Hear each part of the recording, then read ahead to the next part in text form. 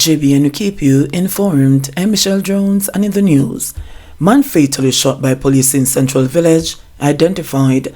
The man was fatally shot in an alleged police confrontation on Saturday in Big Lane, Central Village, St. Catherine, has been identified.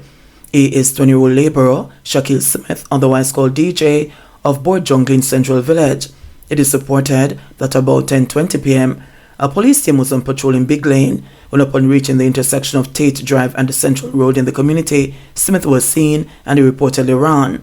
He was pursued by the police into a premises where he allegedly pointed a gun at the cops. The police said the cops took evasive action and Smith was shot. According to the police, a Ruger 9mm pistol loaded with a magazine containing 6 rounds and another magazine containing 15 rounds were retrieved from him. He later succumbed to his injuries at the Spanish Town Hospital. 60-year-old found dead at pig farm in Plantation Heights, St. Andrew. A 60-year-old farmer was found dead at a pig farm on Everest Drive in Plantation Heights, St. Andrew, on Sunday morning. Police said the deceased is believed to be Lloyd Garnett, a pig farmer from Water Lane in Mandeville, Manchester. Reports are that the body of the now deceased was found around 8:30 a.m. after residents reportedly heard loud explosions and contacted the police. Upon arrival, the police found the body on a hillside near a pig farm, lying face down, with what appeared to be gunshot wounds to the head.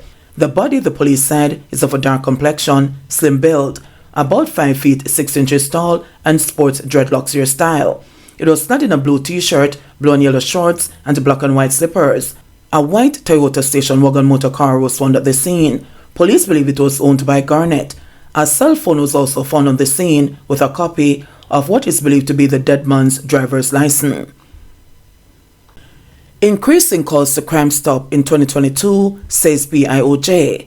There was an increase in the number of calls made to Crime Stop from 687 in 2021 to 1,148 in 2022. An analysis of the calls showed that 31.7% were related to illegal guns and ammunition, 24.7% gunmen, 9.5% wanted persons, 3.9% drug-related, and 3% murder. This is contained in the Planning Institute of Jamaica, PIOJ, 2022 Economic and Social Survey. The report noted that the 77 arrests made from calls received were for various offences. These include murder, 11, illegal possession of firearm and ammunition, 12, and illegal possession of drugs, 14. Similar to 2020 and 2021, the ratio of success to calls investigated was 1:8, the document indicated. Consequent on the information received, the following were seized or recovered: 59 illegal guns, 539 rounds of ammunition, 71.1 kilograms of cured ganja, and 47 marijuana plants and 35 seedlings. The value of narcotics seized or discovered was approximately $2.4 million, and the value of property recovered was approximately $21.4 million, while $7.7 million was paid out in rewards, the report stated. Since its inception, Crime Stop has received 31,161 calls, of which 24,719, or 79.3%, have been investigated. This resulted in the arrest of 2,858 people, 368 for murder, the seizure of narcotics valued over $871 million, and the recovery of property valued approximately $286.8 million.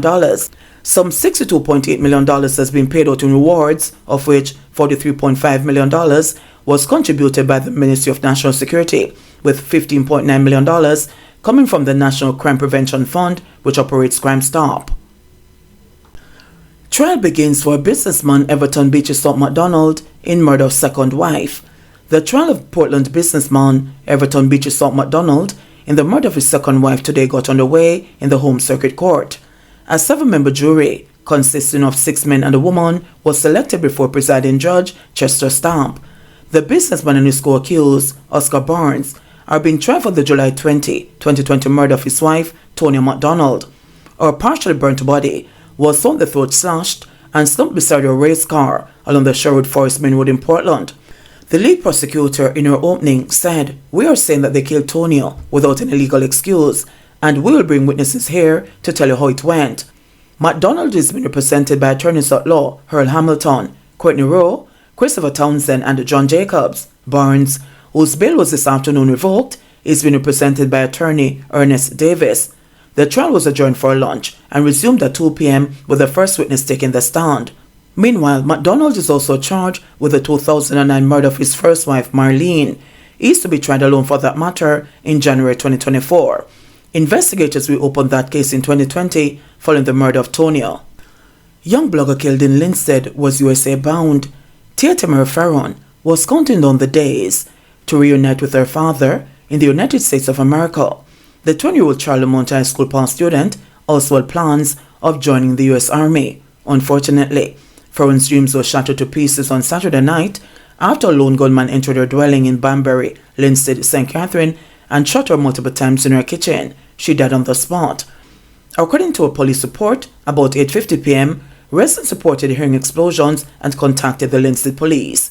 Upon the lawman's arrival, Farron was found lying in a pool of blood with what appeared to be bullet wounds to her upper body. She was taken to the Lindsley hospital where she was pronounced dead. In the community on Sunday, small groups of people were seen speaking about the horrific incident. Three of Farron's relatives sat on the veranda, but they were too distraught to speak. Her grandfather emerged minutes later, and his eyes were teary and swollen. She was a nice, jovial and good-looking girl. She had manners, and everybody in the community liked her, he said. Farron was, until recently, employed at a call center, but gave up the job as she prepared herself to migrate. She did not plan to join the army, her grandfather said. He said that prior to her death, she was her usual bubbly self and had everyone laughing.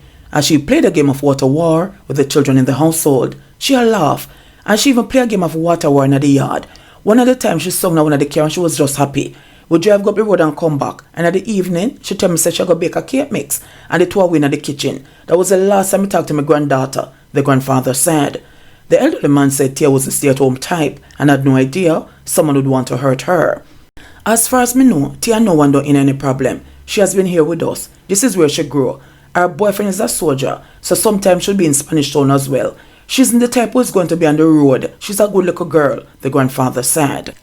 PNP supporters gave Golding thumbs up.